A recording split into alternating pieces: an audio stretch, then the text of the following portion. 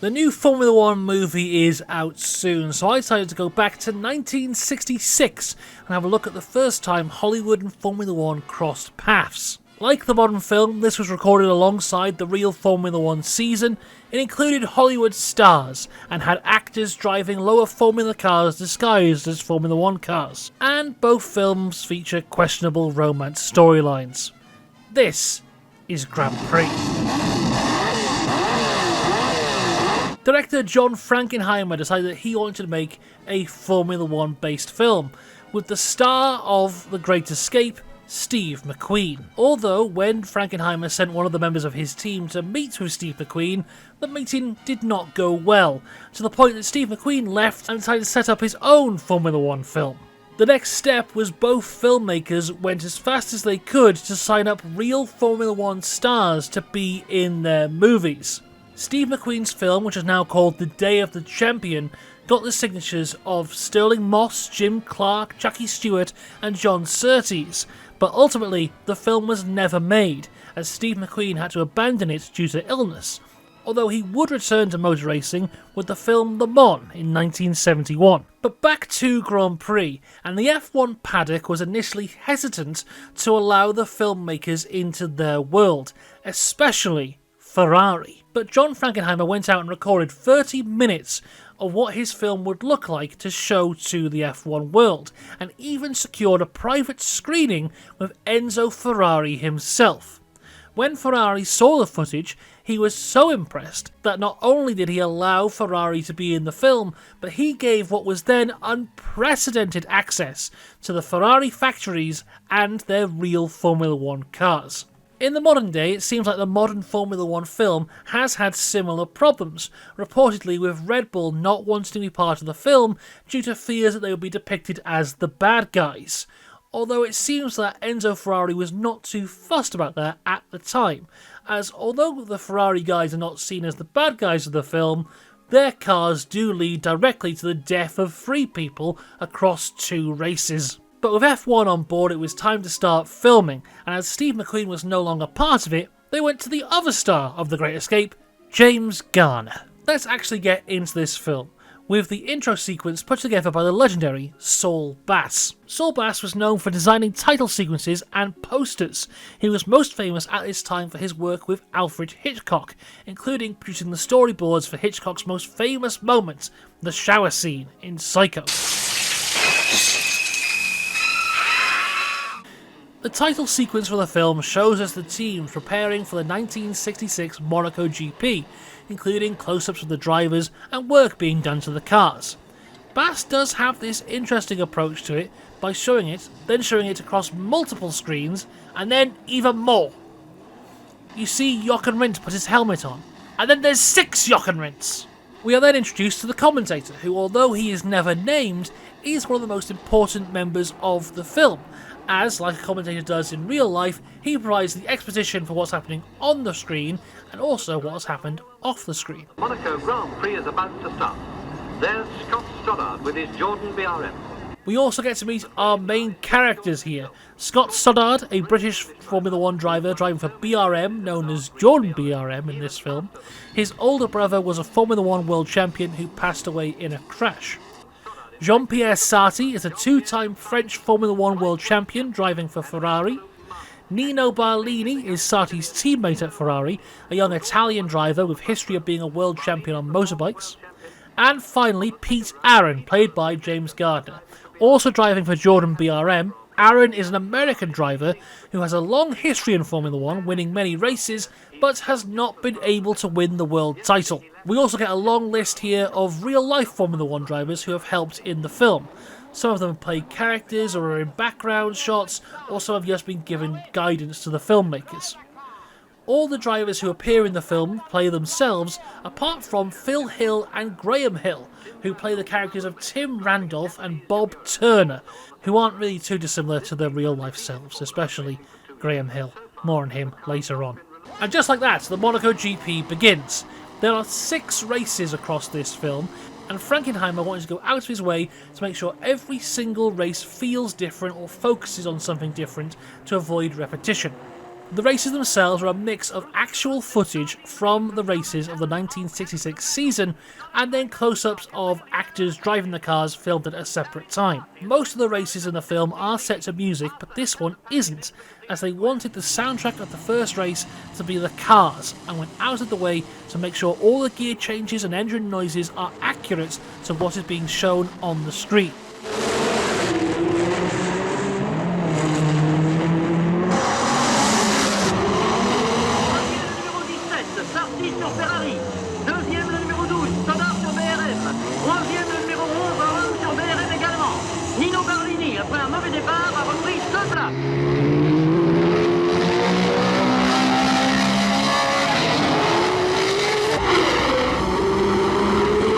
Due to these scenes being a mix of real-life footage and the actors' footage, they had to make sure that the actors were wearing helmets of drivers who were actually in the races.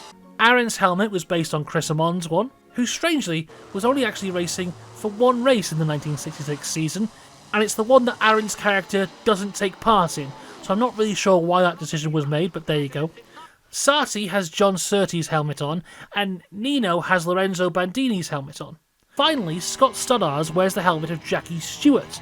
He also wears a balaclava, and in some races he has darkened goggles. The reason for this is that in the race scenes, all the actors are actually driving the cars. Not actually during the race, but separately either before or after. But the actor for Scott could not drive. So whenever you see him in the car driving, that is actually Jackie Stewart, and they had to hide his face. Also during the race, we get more insight into the mind of the characters, with audio of character interviews played over the footage. I've driven this course 6 times before, and the way I see it, I've only got 3 big problems today, and that's 2 Ferraris starting ahead of me and my own teammates got started. Well, actually, walking the course is just about the last thing I do on the morning of a race. It's become a bit of a thing with me. I do a lot of thinking, collecting my thoughts about how I run the race, all that sort of thing. Of course, it originated with my brother, Roger, you know. He used to do the same thing. As a matter of fact, before I started racing myself, I often used to walk the course with him. The funny thing about Roger, you know, the day he was killed, he hadn't walked the circuit for some reason or another. I suppose I'm rather superstitious about that. We also get introduced to Scott's wife, called Pat, who is unhappy with her husband racing. Back to the race now, and Aaron is having trouble with his gearbox.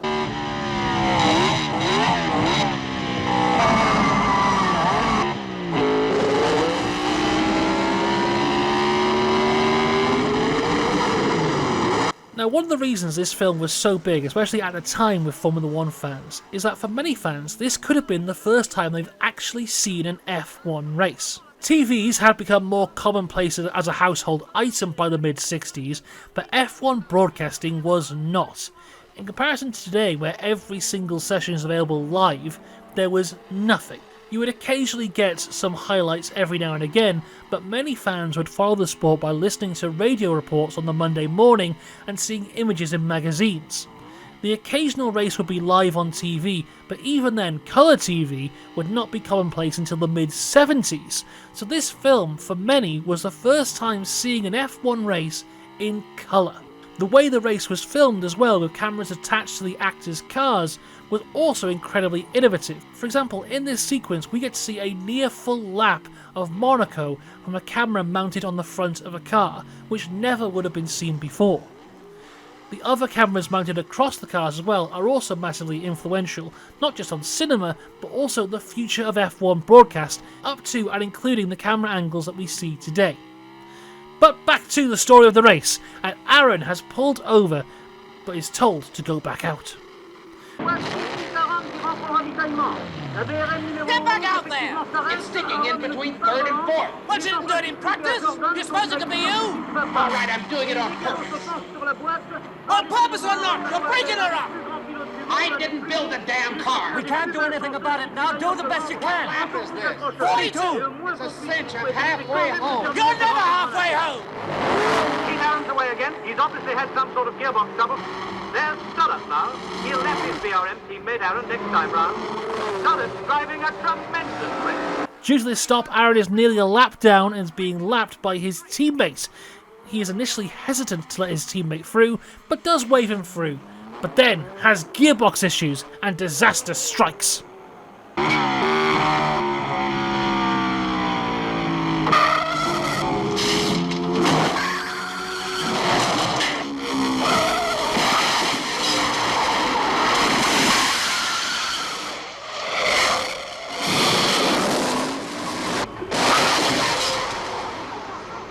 There are a few crashes in this film, and it was initially criticised due to the gore of the crashes, but every crash that happens in this film has happened or would go on to happen in real life.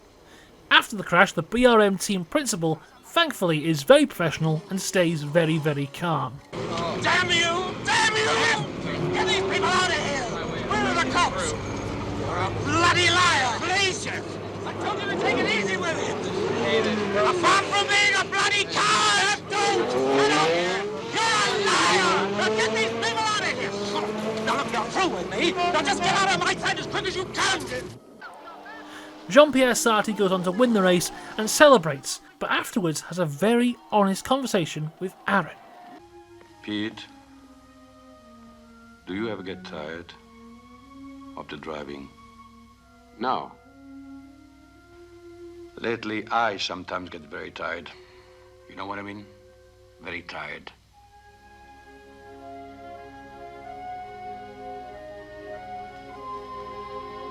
Meanwhile, Scott gets visited by his wife. This time, I'm the one that's finished. No more for me, Scott. I won't be there next time. No more for me. And Scott must be very popular because here's Aaron to see him too. And now we see another place where this film excels. It's showing the juxtaposition between the winners and the losers, the highs and the lows of racing. We go from Scott, who's in a hospital bed after the race, and we cut directly to Sarti in a party celebrating his win.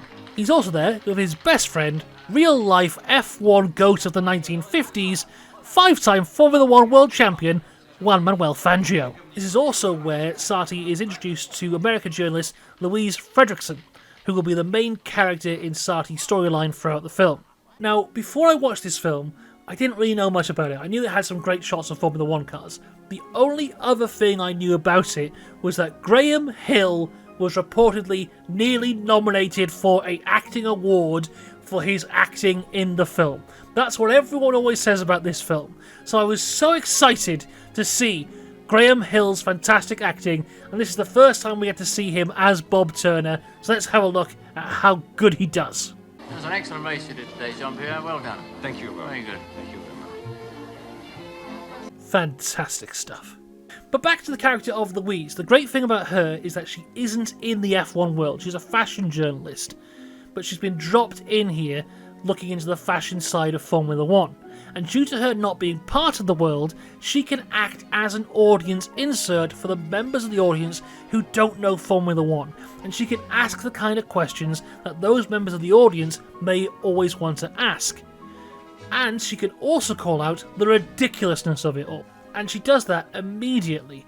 And putting her with Sarti, who at this point of the film is established as the most experienced member of the grid, it's a great combination.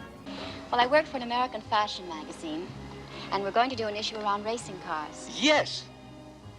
Now I have it. Of course. Louise Frederickson. You once did an article about my wife, Monique Delvaux, one of the 27 best dressed businesswomen in the world, something like that. Oh, only 10. You were away at the time, as I recall. Yes, while her husband is off racing motor cars, this busy woman executive spends long evenings in her office administering the complex affairs of the Delvaux Motor Company. And Sarti's storyline as well is how he's starting to question the ridiculous side of it as well. We saw that with his conversation with Aaron earlier. So having this character here in Louise, who is new to all of this and is automatically questioning how ridiculous it is, kind of building upon what Sati's feeling already. It's a great combination. Honestly, these two together is they're my favourite combination in these films. It's the best two characters in the film, and they're together. I could have just had a film with these two. Don't need anyone else. This is the best bit. No, but I find it difficult to understand how this sort of thing can be going on. The celebrations. When a man lies in a hospital, possibly crippled for life.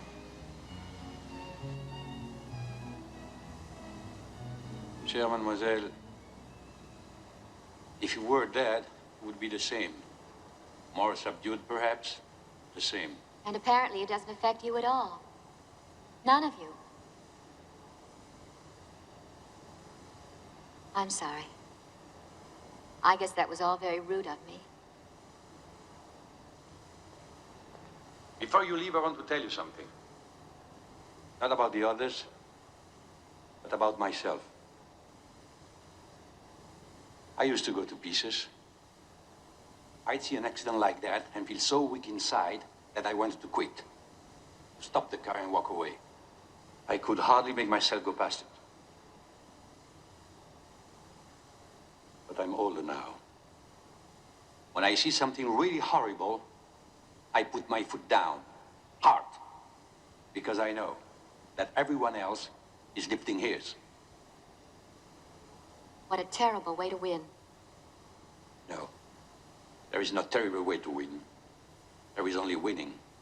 But Aaron is now looking for a new drive because he's been fired, and this is when we see the Ferrari factory, and we're introduced to the Ferrari team principal, who is played by Alfonso Selli, who is just a year removed from playing the villain in the James Bond film Thunderball.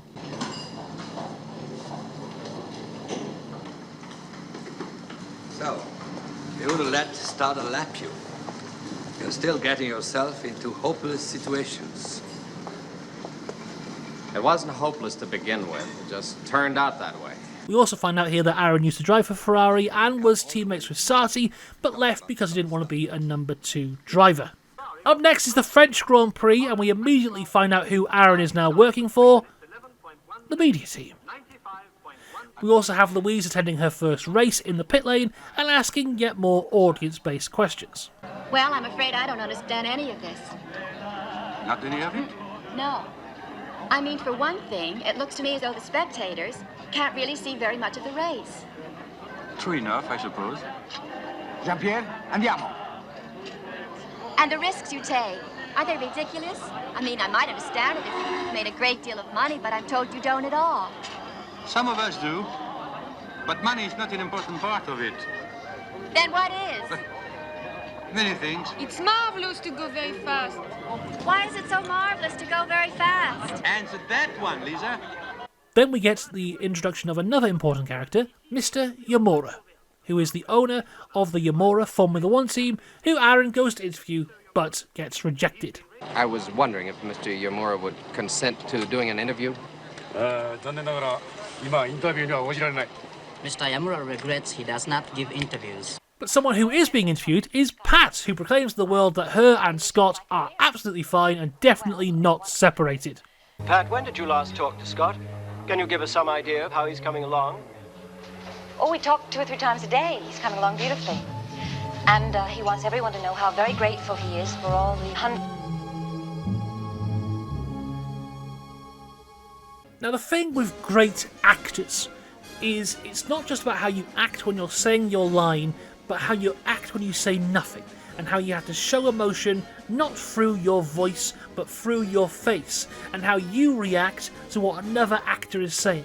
That's what separates the good actors from the great actors. The great actors who may have allegedly nearly been nominated for an award in this film. And that's when we see the brilliant body language here of Mr. Graham Hill. Watch him steal this scene entirely and see if you can tell what emotions Bob Turner is feeling right now. Hello. Hello. Pete. You're fine. That was beautiful, Pat. Really beautiful. Particularly the part about representing the Stoddard name. That was especially good. You'll have to be careful, though. Scott gets a load of that kind of thing, he's liable to recover very quickly. You'll be out of a career again.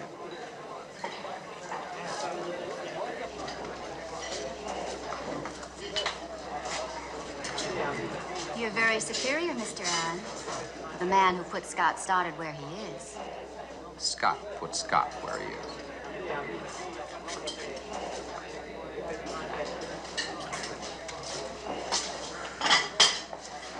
That was a perfectly appalling thing what he said to that girl.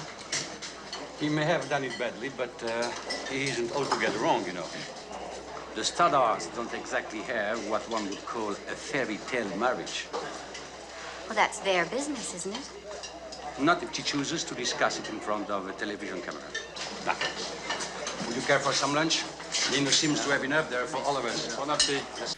After this awkward interaction, Aaron goes on to apologise to Pat for being quite rude, and Pat's response is to go into the hyper-flirtation route. Why are we being so offensive? Probably because we don't like each other. Speak for yourself. But now it is time for the French Grand Prix, and like I said before, each race has a different focus, a different feel, and the point of this race is to look at the beauty of racing. It starts by focusing on crowd reactions, drinking, eating, watching the cars zoom past, being shocked, and picking their nose. Then the music starts to play, and motorsport is often paired with fast-paced music where the speed of the cars matches the pace of the music, but here in this film it takes a different direction, matching the footage with slower, classical music. Here we see the director show the elegance of the racing and sells the race like a dance, with all the cars matching the same racing line in an almost hypnotic rhythm. This intercut with shots where the main focus is the beauty surrounding the track, where the race itself is blurred in the background as a supplement to the beauty of 1960s France. The method here also adds to the story though, as in the film it's Louise's first race and we cut to her throughout, and she is seeing the beauty of racing for the first time, and it is her story of her falling in love with it and going from being an outsider to a fan.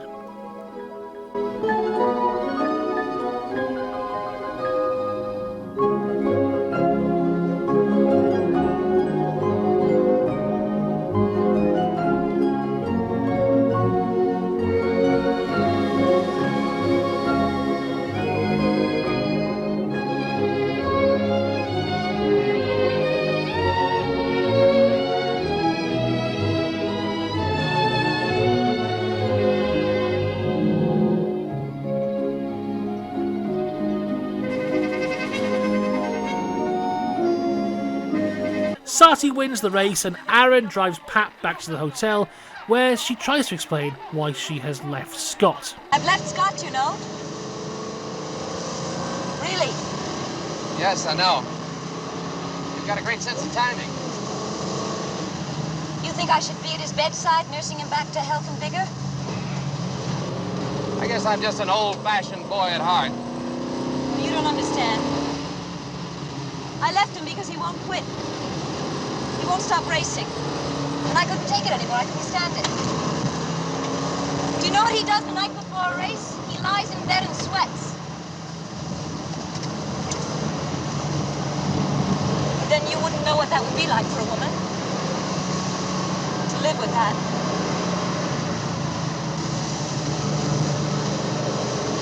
Meanwhile, Sarti invites Louise to stay with him in Monaco, and Aaron gets an invitation of a very different kind from Mr. Yamura.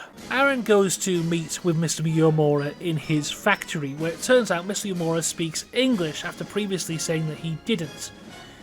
The issue here is Mr. Yamura is a Japanese actor who does speak English, although not fluently, and for his English-speaking roles would learn his lines phonetically. But he did have a very strong Japanese accent. Now you may think, why don't they just get an actor who can speak English with a less strong Japanese accent? And that's a great point, but that's not what they did. Instead, they dubbed him, and I'm sure you're thinking, oh, they dubbed him with a Japanese actor with a less strong accent. And unfortunately, that's not the route they decided to take. Instead, they dubbed him with an American actor doing a Japanese accent. And it's a film from 1960, so you can guess the accent isn't subtle, and once you know it's an American man doing it, it can no longer be ignored. Yes, I was hoping it would reach you in time. Well, I thought... Well, you do speak English. Yes, but not for the press. I hope you will forgive me. That's quite all right. There have been times when I wish I'd been able to pull something like that myself. I gather, then, that you didn't ask me here as a reporter. Will you join me in some tea? Some years ago, when I decided to race cars, I tried to buy the Jordan BRM company. Oh, yes, I'd heard that. Impatience on my part. I also manufacture radios and sewing machines. Long story short, Yamura wants to enter a third car into Formula 1 and Aaron is the man to drive it. Aaron accepts. Aaron goes back to the hotel where he meets again with Pat and their relationship goes to the next step.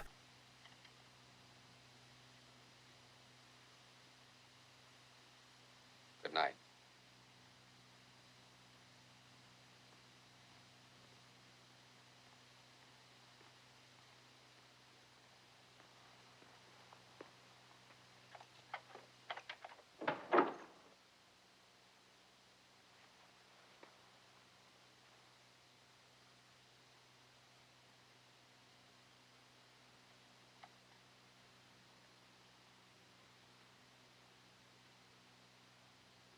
And Sati and Louise's weekend away goes incredibly well.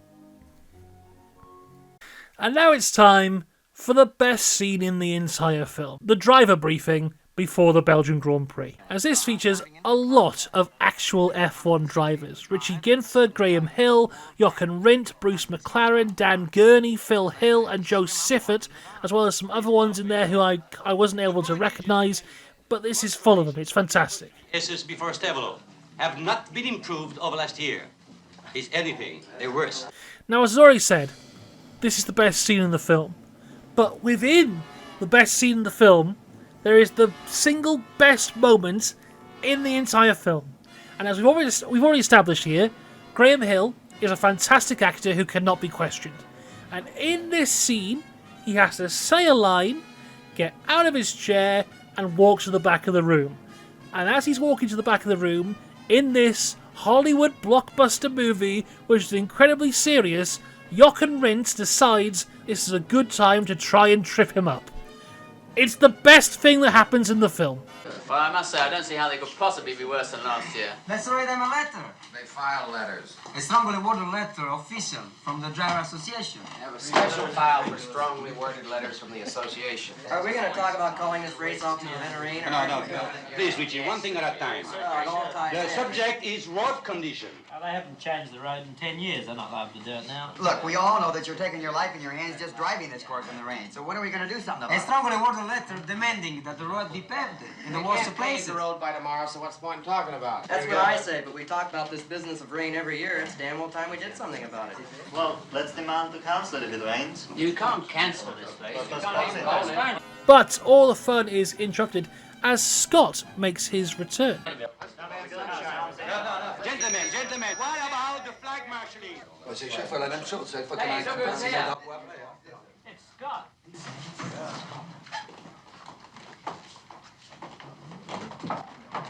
Find out which room they're in. Come on, then, just find out. What is you doing here? How are you? Thankfully, Pam isn't here. It would be really awkward if, for example, she was in Aaron's bath. Oh dear. Well, at least Scott doesn't know which room she's in. Oh dear.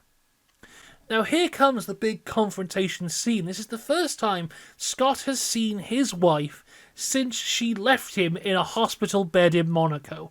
And Scott here makes some very good points. I'm going to be driving again pretty soon. I need No, you with me. no. I told you, Scott, I can't do it. I can't live like that. I won't. What about him? He drives. It's different with him. Why? It just is. Because you don't love him. I don't know what that has to do with anything. You tell us, Scott. Yeah, he's making some really good points here. I back him 100%. Scott, you are easily winning this argument. As long as you don't say something really, really weird next, it'll all be fine. You know one of the most beautiful things about a car? If it isn't working properly, you can strip the skin off, expose the insides, find out exactly where the trouble is, take out the faulty part and replace it with a new one. If only we could do that with people. Right though, it's time for the Belgian Grand Prix at Spa, and again the shots here are incredible, although the Spa circuit is pretty unrecognisable to the one we know today. From Blanchimont to Eau Rouge is still there, although a little bit different visually, but outside of that the circuit is completely different to the one we have now, as the over 9 mile long track flows past houses on public roads.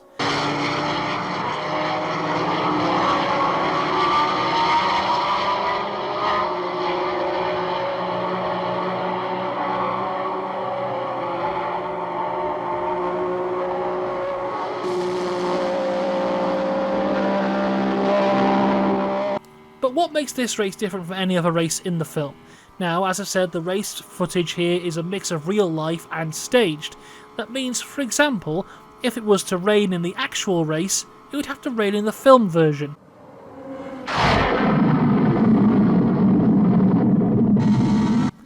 And the real 1966 GP was an infamous race where 8 of the 15 drivers did not complete the first lap due to the heavy rain.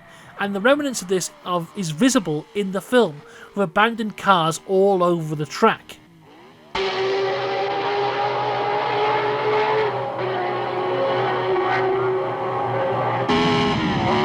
it's Jean-Pierre Sarti completing his 16th lap. The race is now half over. Alongside this, we do get to see some fantastic wet weather driving, including John Surtees in the number 6 Ferrari, who is supposed to be Sarti in this film, passing Jack Brabham in the number 3 Brabham car.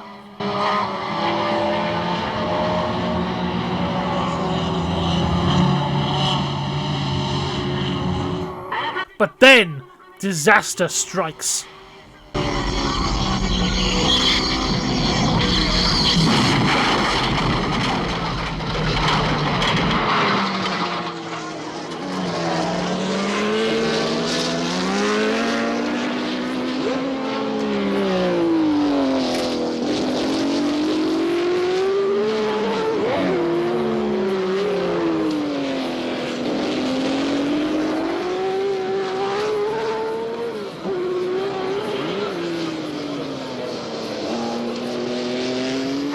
And again, we have the brilliant juxtaposition of the highs and the low. Pete Aaron has his first win in years, and Yamura has his first win ever. Meanwhile, Sarti is dealing with the death of the two fans and is attacked by their father. And this moment is painfully similar to real life, as Sarti desperately tries to put the death behind him, focusing on the car and the racing, because the real life death is too painful for him, and he's just trying to get past it. As many real-life F1 drivers did at this time, where death was so commonplace that they tried to just push it all behind them.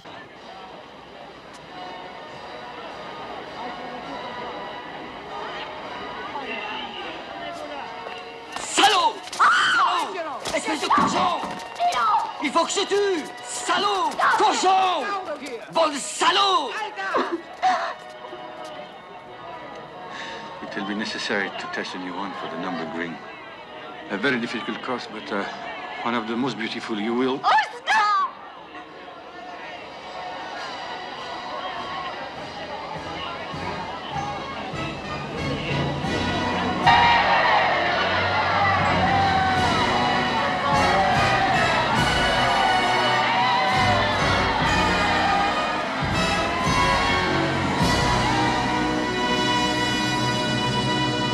And then we go to an intermission. Now I think now is a good time to talk about how I actually watched this film. So I got it on DVD, here it is here, and it came with 2 discs. I've only got one in here now, but that one there is the movie disc, and the second one, which isn't in here right now, is the special features disc. And I popped the movie disc in, and it popped up saying this is 1 hour 40 minutes long, and I thought, wonderful, what a wonderful length for a film.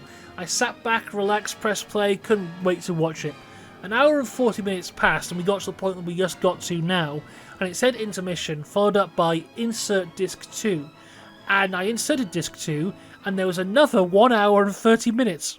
Meaning this film in total was around 3 hours long, and it had absolutely no rights to be that long. In total, this film is about 5 minutes shorter than Avengers Endgame, and it feels about an hour longer.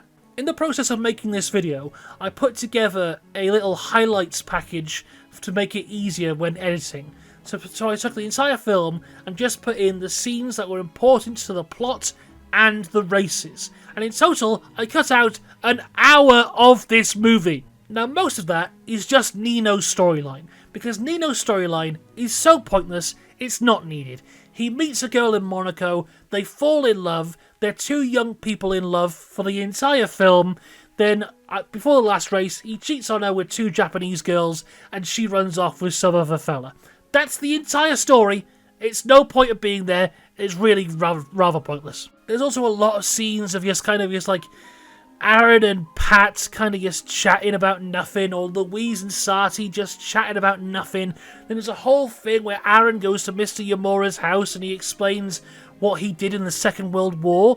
Now, at the time in the 60s, maybe that resonates a bit more because, you know, we're only like over 20 years removed from the Second World War at that time, and people watching the film would have gone through that as well, and maybe having a Japanese man and an American man work together, you know, there's question marks around that. But watching it nearly 80 years later, I can just accept that they can work together, and I don't necessarily need to know that story. So, like, there's so much that you can just cut out, and I did. But the intermission is now over. Let's go back to the racing, and it is the Dutch Grand Prix where we see the official return of Scott to the Formula 1 world. Now, this race sequence focuses on our four main characters, and it's produced to feel a lot more like a cinematic dogfight, and the music alongside it would not feel out of place in a World War II film of that time.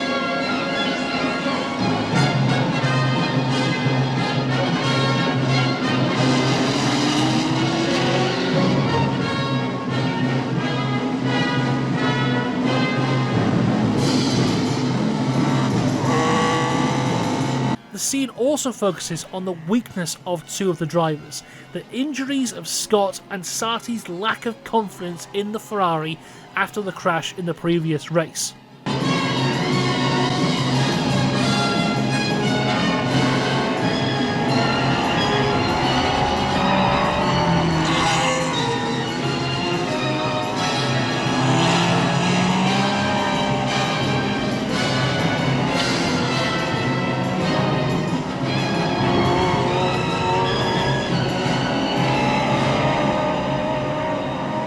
But by the end of it, Scott's comeback is a successful one and he picks up the win.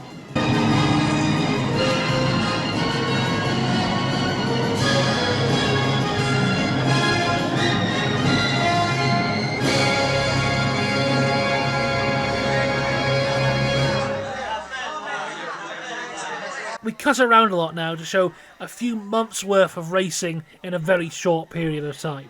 We see stuff like Sati not being confident with the Ferrari, Scott trying to fight through his pain, Scott wins the US Grand Prix at Watkins Glen in a race we never see, Aaron spins at the Mexican Grand Prix, we see him rewatch the footage there with Mr. Yamura. Then we go to Brands Hatch for the British Grand Prix, and a full band is there to play the theme of the film.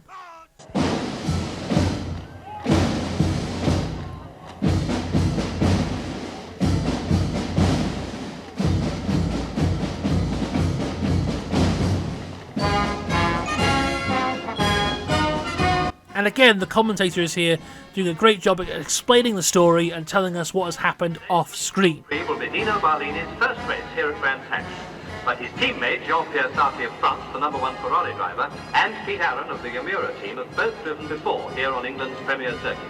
The second Yamura driver, Tim Randolph, comes from the United States, as does Pete Aaron, who's already won the Belgian and German Grand Prix. There are 24 starters in this British Grand Prix. They're on the dummy grid now, getting last-minute instructions from the team manager. There's BRM driver Bob Turner. Mr. Yamura himself is with Pete Aaron. And there's the winner of the last 3 Grand Prix, Scott Stoddart, who's still recovering from his Monte Carlo injuries. And this part of the film is the only time I could see as well in which we see the face of Jim Clark.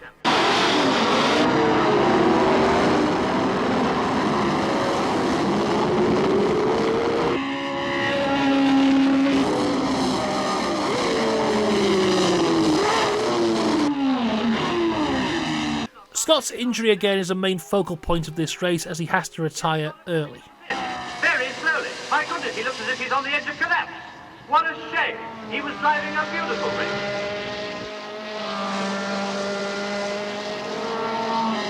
Scott's Stoddard does seem to be in a bad way.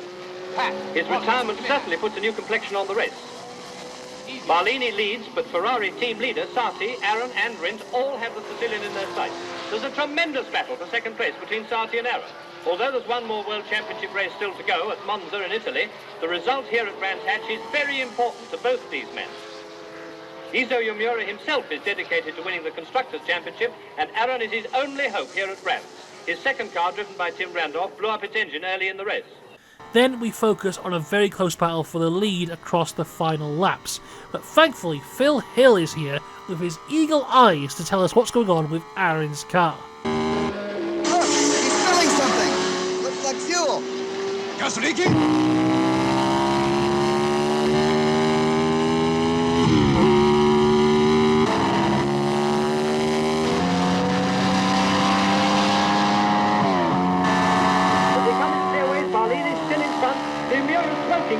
It's on fire. Aaron's in second place.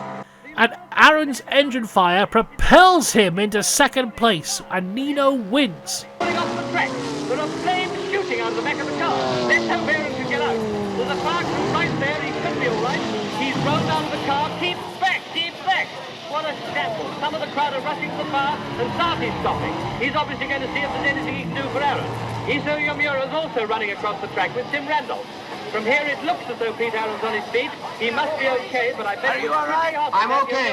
For the last few seconds of the race. I'm The okay. car looks as though it was losing fuel along the bottom straight last time round. That certainly looks like a regular ball of fire. A fire like this is what these drivers are most afraid of. So nowadays, their fireproof Nomex overalls give them a good deal of protection. Get out of here! Photographers must keep back. Please keep back. And now it's time for our commentary highlight of the week. And there's a beautiful bird coming up to join us in the race. And then we kind of get a little lull here after the race where Nino's won, but everyone else is quite sad. And we get a nice little bit here where Scott and Pat try and reconcile a little bit. Pete said you had guts, and I'm not really interested in what he said. I certainly don't want to discuss him with you. I've told you that. I didn't mean. I meant that when he said you had guts, I said you were only stubborn. I just wanted to tell you that he was right and I was wrong. You know what, that's actually gone very well. As long as Scott doesn't make a joke, I think this will go well. Watching what you've been doing these past few weeks, you shouldn't have been doing it alone. Yeah, well, there's only room for one in the car, you know.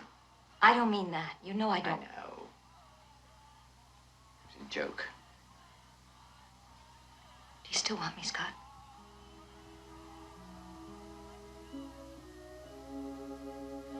Yes. I still feel the same about what you're doing. It hasn't changed, you know. I think you're a fool. Yeah, I know. But, I haven't changed either, you know. I mean, I really can't promise you anything. That's all right. That's the problem, really. People promise each other too much. Meanwhile, Sarti continues to slowly fall out of love with racing. What is it? There's nothing you can do about what's wrong with me, Louise. I won't admit that until I know it's troubling you. I suppose what's wrong with me is my life. But I can't change it. Or won't. So there's nothing you can do for me. What's wrong with your life? I've begun to see the absurdity of it. All of us. Proving what? That we can go faster and perhaps remain alive? Nino gambling his life for a trophy, then fills it with beer and does tricks. Stoddart filling himself with drugs in order to drive and still passing out with the pain. Don't you see how absurd it all is? Who cares? I thought you cared. For yourselves. I didn't know you asked of anyone else. Nevertheless, others do care. 100,000 of them care today. And did you see them rush to see Peter burn? Did you see the looks on their faces? I saw. For the first time today, I really saw those faces. But not all of them, Jean-Pierre. There are some who come for that. For the accidents and the fires. But the others ride with you, maybe. You put something in their lives that they can't put there themselves. Now, I'm going to expand on this point a little bit later on, but this film isn't a positive Formula One film. If anything, I feel like it goes out of its way to show all of the negative aspects of Formula One at that time. And Formula One fans and journalists and media don't escape the scrutiny of the film either, because his whole point here is how Sarti is so disappointed in that moment at the end of Brands Hatch where Aaron's car's on fire and he's in danger. The people come in to take photos of him, get there before people to help him get there. And it kind of just like points the finger right back at the audience. And it will do it in an even bigger way later on. But again, it's a film that's not afraid to show the downside. And with that, we go to the final race of the year in Monza. And there's a surprise guest, because Sarti's wife has appeared. Good afternoon, Nina. Madame Sarti. Have you met Miss Frederickson? Madame Sarti. Hello, Marie. Hello, Louise. And we get to see how damaged their relationship actually is, but being married to Sarti does wonderfully well for her father's business. So overall, she admits that they will never get a divorce and they will always be married, despite the fact that they don't love each other, because it's more of a business arrangement than a marriage. You will never retire, Jean-Pierre. What does it matter to you, Monique? To me? Yeah. As always, as a hero, you're a great asset to the company. Well, perhaps I'm tired of being an asset for the company. And tired, too, of this farce we perform, you and I, for public consumption. But it doesn't really matter that you are tired of these things, Jean-Pierre. If you should decide not to continue with the farce, as you call it, that, of course, is entirely up to you. But it will make no difference. As long as you're my husband, the company will have the prestige of your name, and whether or not you ever step into one of these again. And you will always be my husband. You know that, don't you? This one, it may be different to you, but not to me. To me, she's just like all the others. And we will always be married, you and I. Stay away from me, Monique. Let me alone, please.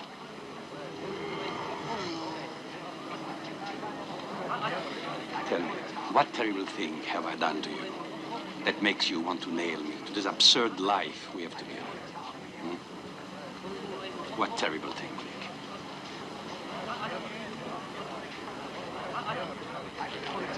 Now the race, and the title is still open for all four of our main characters, but Sarti stalls on the line. He can't get away. La macchina non riparte. Go away! You will disqualify me! No, no! No!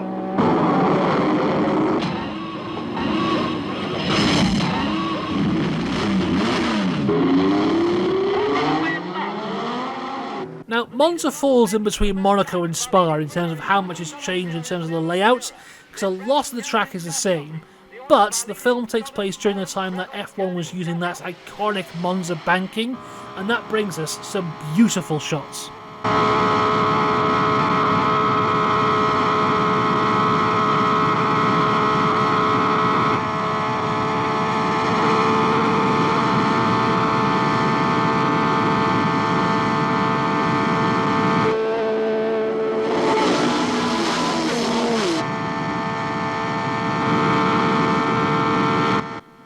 After stalling on the grid, Sati is making his way back to the front.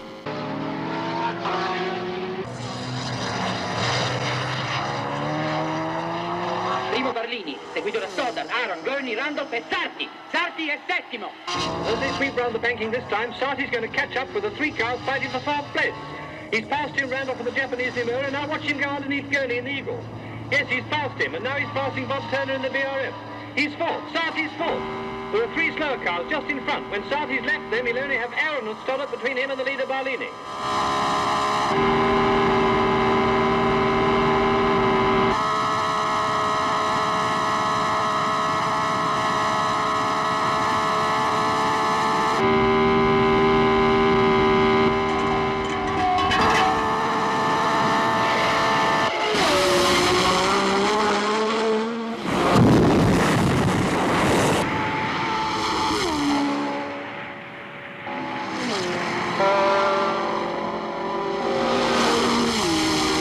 And here we get the scene that for me stuck with me the most from this entire film. Now I said before about how the film has a negative aspect to Formula 1 and that even affects the fans and the media, and here we see that amplified by 10. Because as Sati is dying, we see Louise snap and shout at the people taking the paparazzi taking the photography. We see her snap at the fans as well. This is the bit for me that stuck with me the most.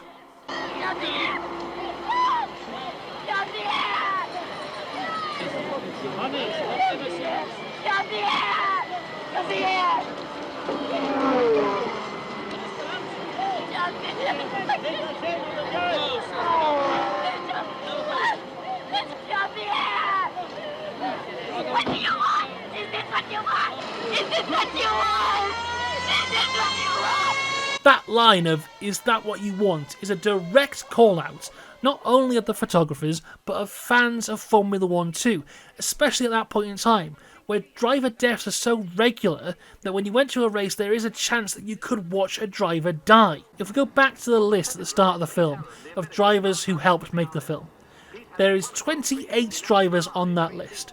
10 of them would die in a crash related to racing, whether it would be in or out of Formula 1. And Louise's scream of, "Is this what you want?" puts it all into question. Additionally, one of the drivers who would pass away under a year later was Lorenzo Bandini, who not only was the real driver for Nino in the real racing scenes, but also gave inputs in other ways for filming, including suggesting that Scott's crash in Monaco should take place after the tunnel, as that would be the most believable. 5 months after the film was released, Bandini crashed after coming out of the tunnel in Monaco, and that would be the crash that would take his life. Back to the film now, and Ferrari withdraw Nino from the race, despite the fact that he was leading. Giù, giù!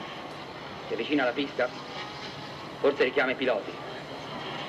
Vuol dire che Sarti è morto. Sarti è morto. The commendator is showing a black flag to his drivers. He's withdrawing the whole Ferrari team. I don't think it's been done like this for about 40 years. The Alfa Romeo team manager did the same thing once in the 20s, when Antonio Ascari was killed in the French Grand Prix. He showed the black flag to Campari and Brilli Perry when the Alfas were in the lead. And now it's an all-out battle between Aaron and Scott to become world champion.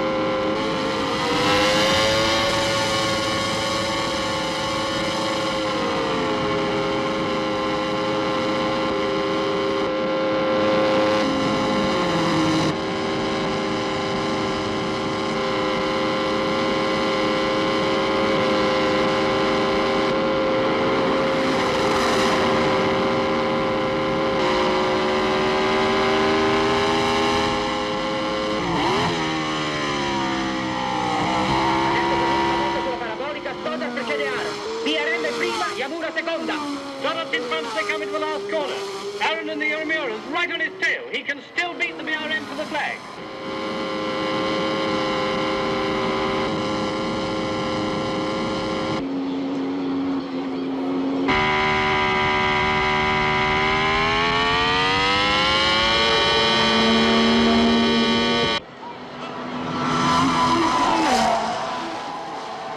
It was Aaron. The Yamura was just a wheel in front of the BRM. Aaron is the new world champion. So Aaron wins the championship, but the two of them share a beautiful moment on the podium that not only says, "I no longer blame you for the crash," but also says, "Thank you for bagging my wife whilst I was away." Now, it would be incredibly easy for the film to end on this joyful, happy moment, or Aaron celebrating the title, but instead, it doesn't. Because not only does he not get the girl, but his celebration is cut short, as the smoke from Sati's car still looms over them. And instead of this final scene in the film being a celebration, the final scene in the film is my favourite scene in the film. The last thing either Pete Aaron or Iso Yamura would have wished is for it to end this way.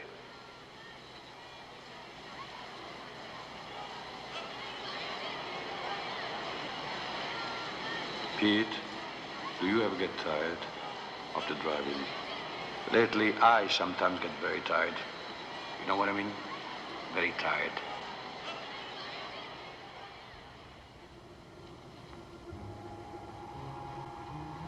We go to after the race, and all the fans are gone with just an empty track.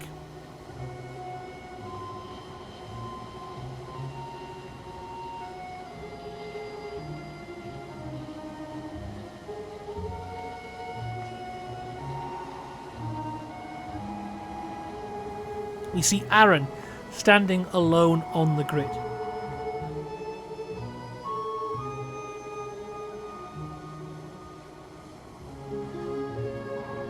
He looks down to the grid boxes, serving as almost metaphorical gravestones for the friends and competitors he's lost along the way.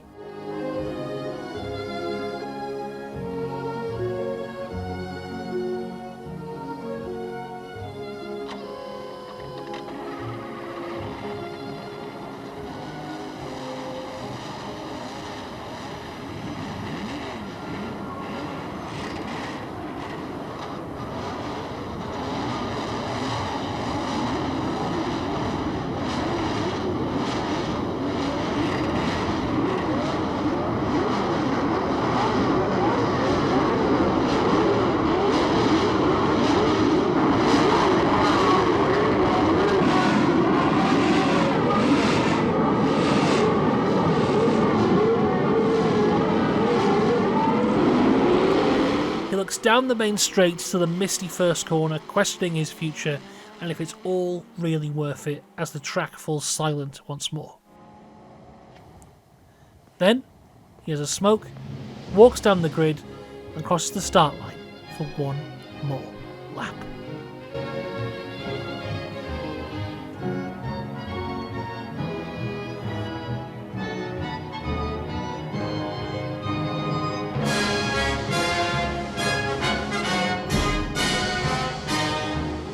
And that's the film.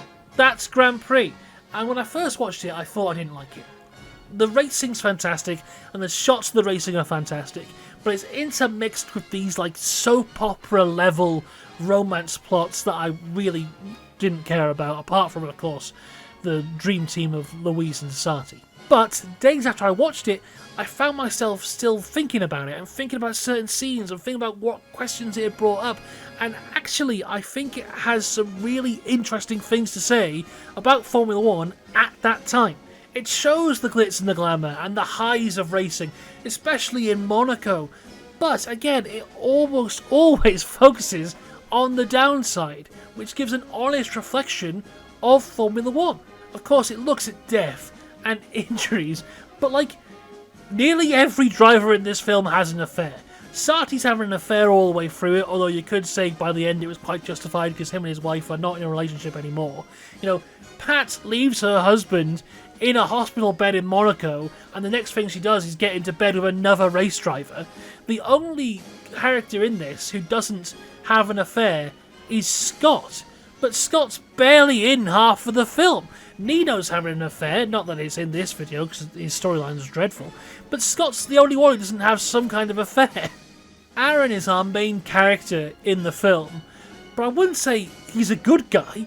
He's not especially nice. You know, he knows what's happened with Scott and he still goes, you know what, I'll sleep with his wife anyway.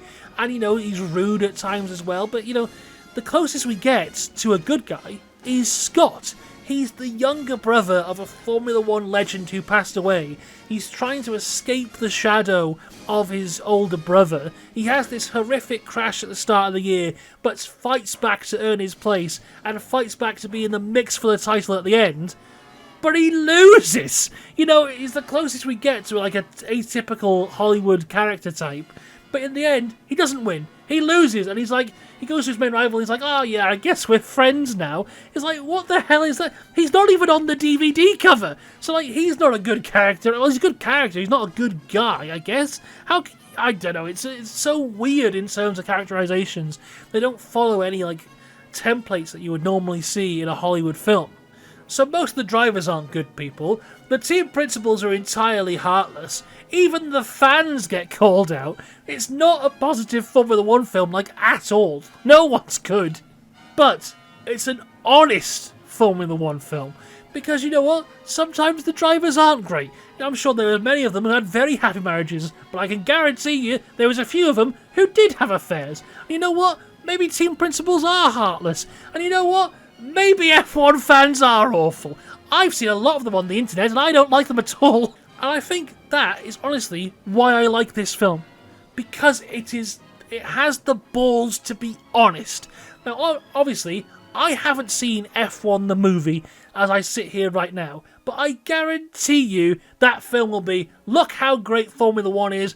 Everything's perfect, everyone gets along really well, and we all have a great time. It's not going to show drivers being dropped after 2 races. It's not going to show shady back dealings behind the scenes. It's not going to show Flavio Briatore. You know, it's not going to focus on the negative aspects of the world. It's going to focus on the positives and boost up, because at the end of the day, it's a 2-hour advert for a sport. Whereas this film shows honesty and what was real. And that's why I think I liked it. And, you know, a lot of the film can be removed. Nino does not need to be in this film. There's a lot of stuff wrong with it, but on the whole, that's why I think it's good. The mix of fantastic shots, every race scene is spectacular, and then that reality of it as well. That's why I think that stood the test of time. That's why I think it's that good. And it did do tremendously well. On a budget of $9 million, it made $20.8 million in the domestic box office for America and Canada. Which, if we adjust for inflation, I've got the numbers here. If we adjust for inflation for 2025, that would be a budget of $89 million and a domestic box office of $205 million. Which, if you want a kind of a measuring stick for that, what to compare it to, those numbers are around the same as what the latest Captain America film did. So, a tremendously successful film, one of the biggest films of that year, also won multiple awards, including 3 Oscars for Best Sound Effects, Best Film Editing, and Best Use of Sound. So, on the whole, an incredibly successful film, which is still spoken about to this day, nearly 60 years later. So, a tremendous success. A wonderful film. Should you watch it? If you've got 3 hours spare, go ahead. Why not? But the big question for me is, in 60 years' time from now, will we be talking about the Brad Pitt Formula One film? I hope we are. My hopes aren't too high, because from the trailers, it doesn't look too great, but I want it to do well, and I think cinematography-wise, it'll be brilliant and it'll be shot really, really well. But I think where this film has the leg up is its ability to be honest about what it's about. I don't have that hope for the F1 the movie, but we shall wait and see. Maybe I'll review that at some later date. But for now, that was Grand Prix, a very good film. And I'm done. End the video now. We'll see you next time. Goodbye!